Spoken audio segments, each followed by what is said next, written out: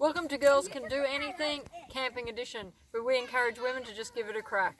And today we're going to show you how to start a fire from scratch. Some people, it might sound basic, some people don't know how to get it going and have a lot of failed attempts. The first thing we're going to do is get some newspaper, scrunch it up. Going to get a few sheets of that.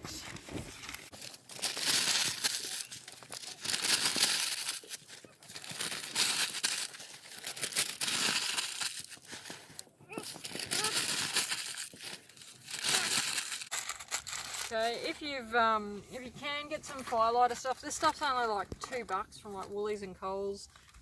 It's great. If you don't have it, the concept is exactly the same. These things just burn a lot longer, so it's just like a big brick of stuff. You break it off. They're obviously full of lots of chemicals that burn for a good amount of time. So you just chuck a couple of blocks of this on here, and they will just keep it burning a bit longer if you don't have as much kindling.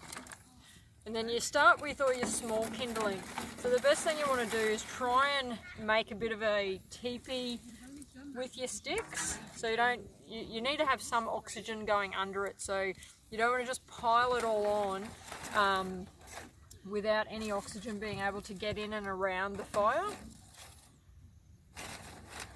So we use all the small stuff at the bottom.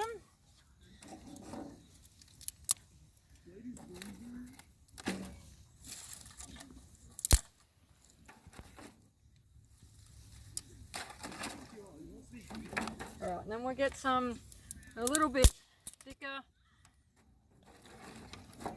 stand them up around it, and just keep building that teepee shape. Make sure your wood's nice and dry so it catches well.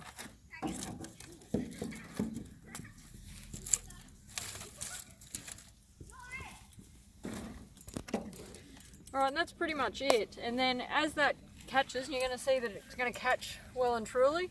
Then we can start adding some of our actual bits of timber. Nothing too massive to start with. Just start with some smaller bits like this kind of size that are nice and dried out. Often if they're cracked, it's great because the flames get in there and they catch a lot better than just big hard pieces of wood. Don't go chucking something this size on to start with. And then you can move up to some smaller bits like this, or if they're split, it's better.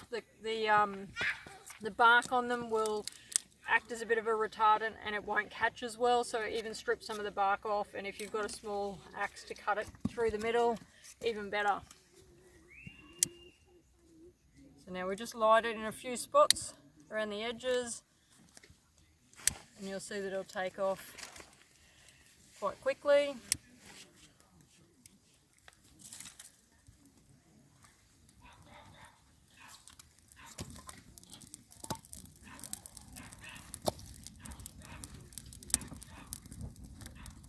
There we go.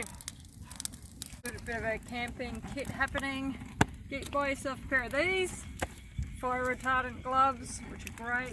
You can get them pretty cheap from somewhere like Kmart. I think they're only about $10. So they hold off the heat quite well. You can really get your hand right in there and start stacking your fire up. Again, make sure that you leave, you don't just pile it all on there. You want the fire to breathe, so you still want to be able to stack it up in a way that the flames can get around your timber.